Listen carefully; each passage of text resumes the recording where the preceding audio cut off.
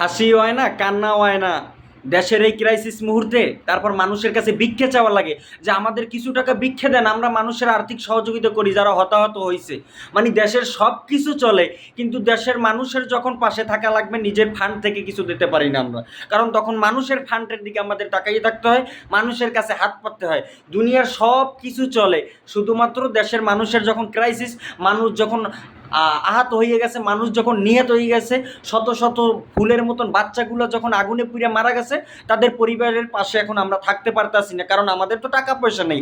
আমরা এখন মানুষের কাছে হাত পাততে আসি, আমরা এখন নাম্বার দিয়ে দিছি ফেসবুকে, যার যার যা আছে 10 টাকা 5 টাকা 2 টাকা যা পারেন আপনারা দান করেন। কারণ আমরা রাষ্ট্রীয় কোষাগার থেকে এতটাই ফকিন্নি হয়ে গেছি, এতটাই মিসকিন হয়ে গেছি যে আমরা আসলে রাষ্ট্রীয় মানে ভাবে রাষ্ট্রীয় ফান্ড থেকে কোনোভাবেই আমরা সহযোগিতা করতে পারতেছি না, কারণ আমরা তো ফকিন্নি।